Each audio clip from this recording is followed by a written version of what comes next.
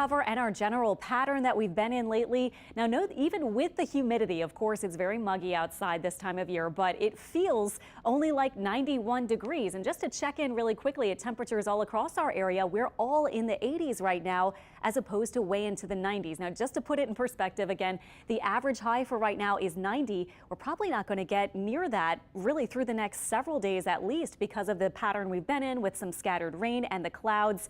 And just a couple of years ago, we were looking at 99 degrees on today's date. That was the record for today's date in 2019, 3 years ago, I guess. But we are looking at very different kind of weather for this week. So even though it may not be the most glorious week of weather, we're not looking at an early cold front right now or anything like that to really chill us down.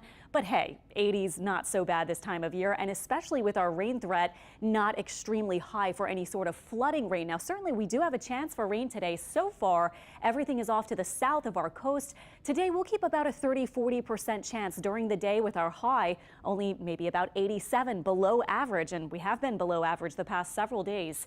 Few showers possible, but then into tonight, that's when things are a little different with our forecast.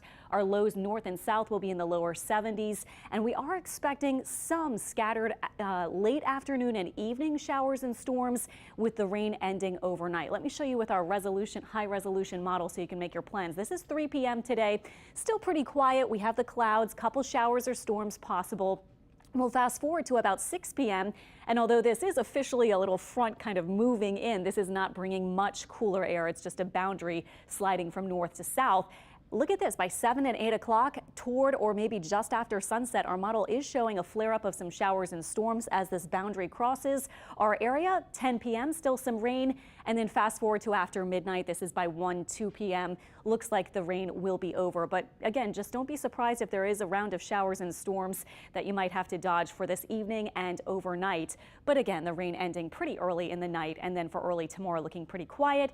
This is by 6 p.m. tomorrow, though. That front just kind of lingers near our coast, and we'll see the low pressure we've been talking about farther up in the atmosphere, and maybe even a little surface low too, helping some of these showers and storms to form tomorrow too.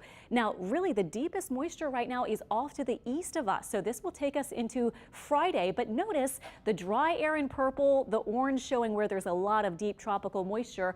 Our humidity may actually drop just a tiny bit as this kind of circulates around off to the east of us.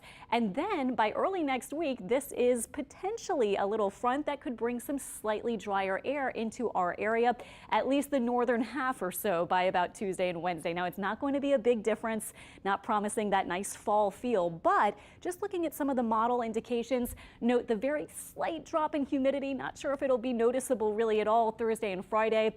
But then early next week, we might get a slightly more exciting sort of drop in humidity. Again, no big promises right now, but just something to kind of keep our eye on. The weather, by the way, for our 65th anniversary, 65 years ago, was a lot hotter than today. It was 91 on September 7th in 1957. The morning low was 72, and our rainfall, we did get a few hundredths of an inch of rain.